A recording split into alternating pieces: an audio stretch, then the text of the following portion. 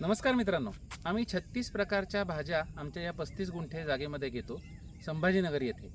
ते करताना आमच्याकडे साधारण 6 ते 7 प्रकारचे वेलवर्गीय पिकं असतात.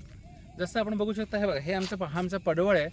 समोर आमचा पूर्ण दोडक्याचं पीक आहे आणि या बाजूला बघा हे सगळं कारलं तुम्ही बघू शकता.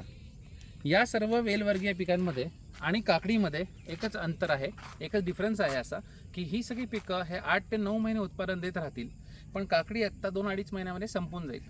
त्यामुळे ही सर्व पिकं आम्ही बांबूवर वर चढवत असतो आणि काकडी मात्र आम्ही 2 बांबूंच्या मध्ये पूर्ण ओळीमध्ये काकडी घेत असतो.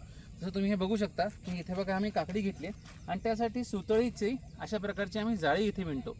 ज्यांचं पीक खूप जास्त असतं ती लोक आजकाल यासाठी रेडीमेड प्लास्टिकचे क्रॉप नेट वापरतात, पण आता आमच्याकडे काकडीच्या 2-3 ओळी असतात, त्यासाठी आम्ही इथल्या इथेच सुतळी वापरून जाळी बांधतो. चला बघूया आपण ही जाळी कशी बांधायची.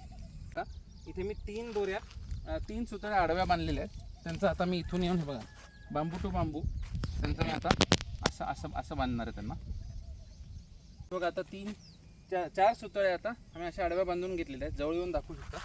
आता हा जो काकडीचा वेल आहे, ओके, याच्या साधारण बॉटमला हे बघा आम्ही एक सुतळी हलकी बांधतोय. याच्यामध्ये बघा खाली आपल्या वेलाच्या बेसला एक छोटी गाठ मारून घेतली. नंतर वेलाला काही अडकवायचंच नाही, फक्त ही जी दोरी आहे, सुतळी आहे, ती मात्र इथं विणत जायची अशी. हे बघा जसं विणत चाललो आहे ही अशी विणली,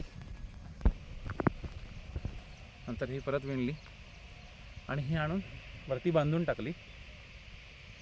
त्यानंतर आपला वेल इंडिपेंडेंटली आपल्याला हवा तिथे गुंतवता येतं. म्हणजे बघा आता मी ह्याच्यातून गुंतवून हा असा आणून इथे सोडून दिला.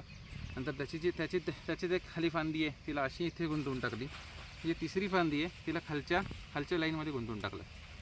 तर बघा सुंदरपैकी काकडीची जाळी तयार झालेली आहे बाई. आता या काकडीच्या वेल्या जाळीवर आडवे पसरतील आणि ह्याच्या उंच काही ते वाढत नाही. नंतर काकडी हार्वेस्टिंग करायला फार सोपं होतं.